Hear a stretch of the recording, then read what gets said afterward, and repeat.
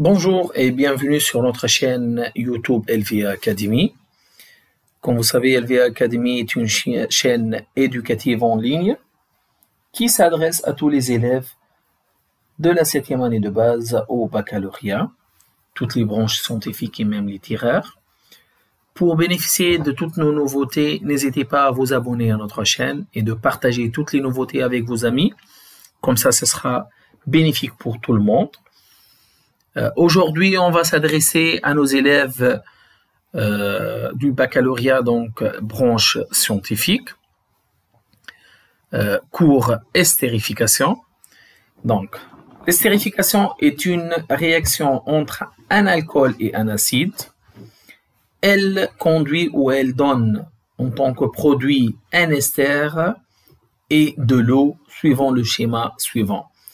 Donc, un acide, c'est R, une ramification COOH, plus R'OH, donc un alcool, pour donner un ester RCOOR'. Donc, les deux ramifications vont se regrouper sur la fonction ester, avec de l'eau, bien évidemment. Donc, c'est cet OH qui va se regrouper avec cet hydrogène pour donner H2O, et ce R' sera regroupé avec RCOO- pour donner RCOOR'. C'est une réaction limitée et athermique et lente. Donc, elle prend du temps pour se dérouler. Elle n'est pas totale. Elle est athermique. Elle ne s'accompagne d'aucun changement de température. On rappelle, une réaction exothermique, c'est une réaction qui s'accompagne d'une élévation de température. Une réaction endothermique, c'est une réaction qui s'accompagne d'une diminution de température. Et la réaction athermique, comme celle qu'on vient d'étudier, c'est une réaction qui ne s'accompagne avec aucun changement de température. Donc, la réaction d'hydrolyse, c'est une réaction entre un ester et de l'eau. Elle conduit à un acide et un alcool suivant le schéma suivant. RCOOR' plus H2O pour donner RCOOH plus R'OH. Donc, du coup, on déduit que l'estérification et l'hydrolyse sont deux réactions inverses. Donc, deuxième élément, équilibre estérification-hydrolyse. L'estérification et l'hydrolyse sont deux transformations chimiques, l'une inverse de l'autre, et elles se font simultanément et se limitent mutuellement. Donc, l'une inverse de l'autre. Soit la réaction suivante, acide plus alcool, qui donne un ester plus l'eau.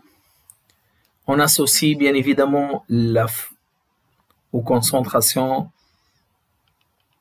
de l'acide, l'alcool, l'ester et eau, la fonction pi est égale ester, la concentration de l'ester fois la concentration de l'eau sur la concentration de l'acide fois la concentration de l'alcool. À l'équilibre dynamique, la fonction pi prend une valeur constante qui est notée K. Elle est appelée constante d'équilibre relative à l'estérification.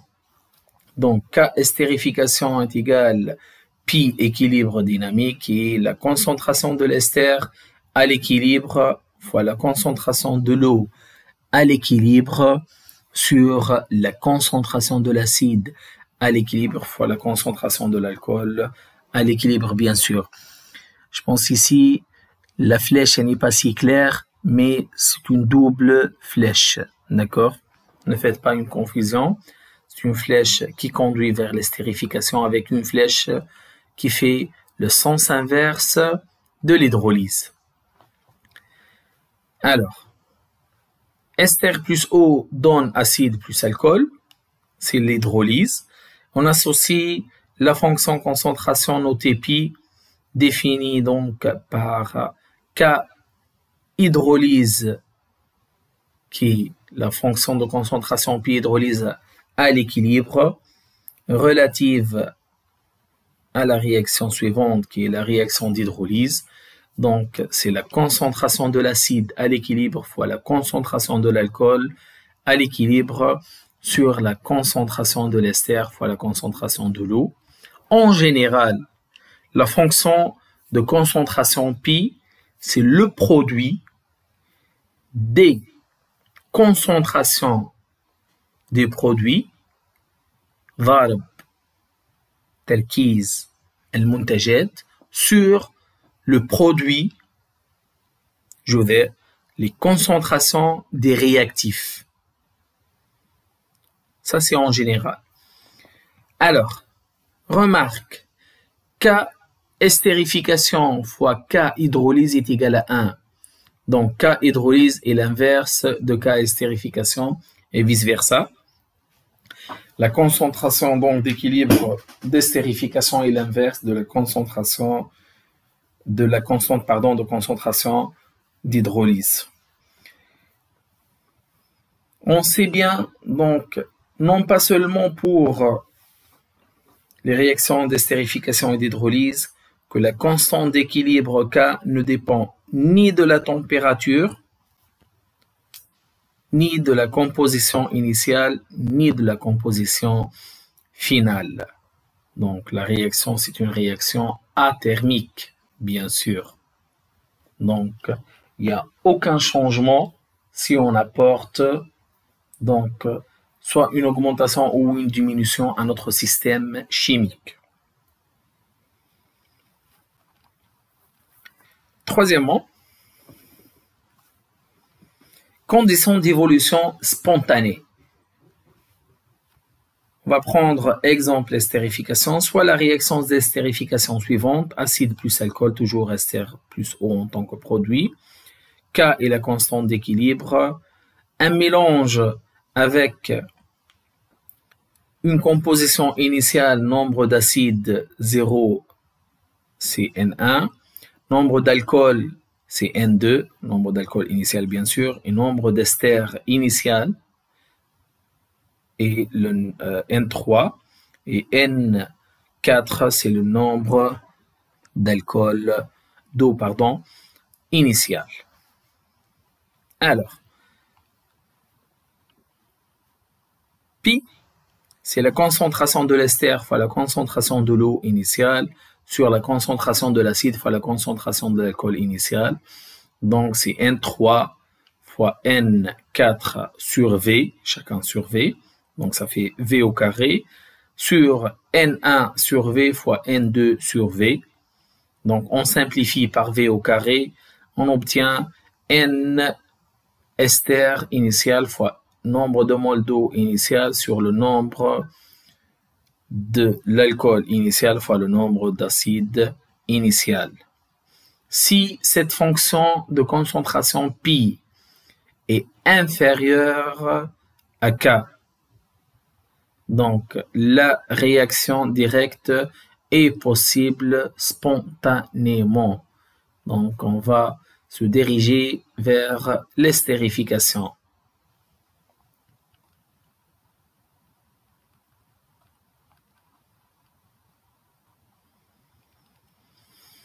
D'accord, juste ici.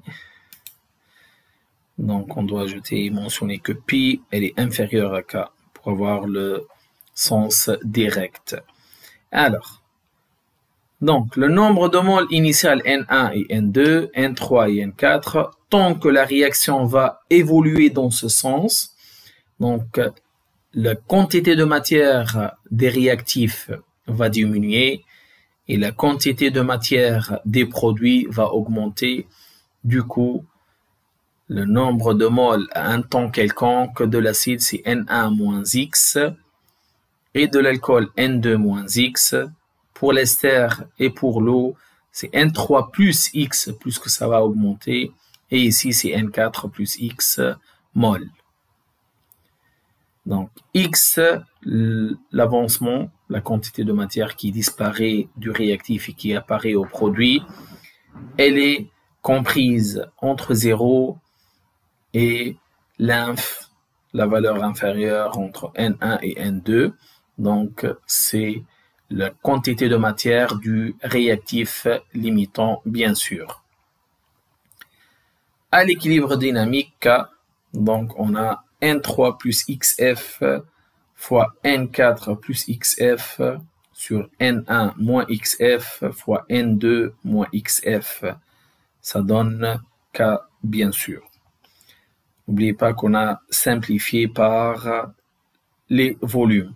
Deuxième cas, si pi est supérieur à K, donc la réaction inverse est possible spontanément.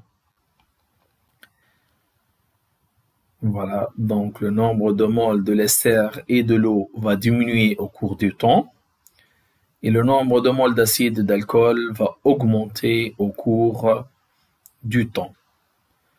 Donc à l'équilibre dynamique, N3 moins X fois N4 moins X sur N1 plus XF, bien sûr, fois N2 plus XF. Donc l'hydrolyse, on va raisonner de la même manière. Ester plus eau donne acide plus alcool. Constante d'équilibre, c'est K', qui est égal au nombre de moles initial de l'acide, pi, voilà, fois le nombre de moles initial de l'alcool sur le nombre de moles de l'ester initial fois nombre de moles de l'eau initiale, tout en simplifiant par V au carré. Alors, si pi prime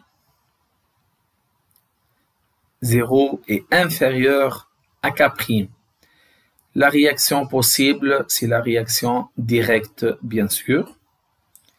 Et du coup, on va faire de la même manière. Composition finale, c'est le nombre de moles d'ester initial moins X. Ici, c'est le nombre de moles initial de l'eau moins X. Et le nombre de moles d'acide initial plus X. Et le nombre de moles d'alcool plus X. Le deuxième cas, lorsque P0 est supérieur à K, bien sûr, c'est la réaction inverse qui est possible.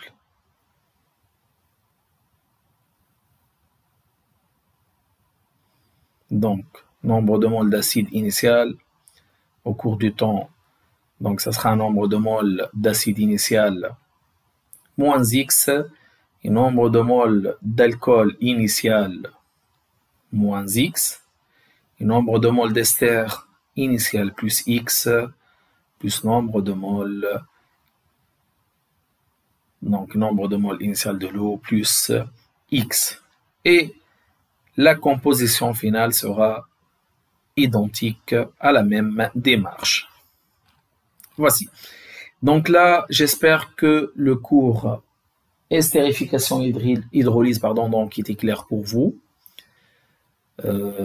Soyez toujours les bienvenus. N'hésitez pas donc toujours à vous abonner. Donc je vous rappelle, donc vous abonnez vous et vos collègues à notre chaîne YouTube LVA Academy. Et à très bientôt avec un autre cours très prochainement.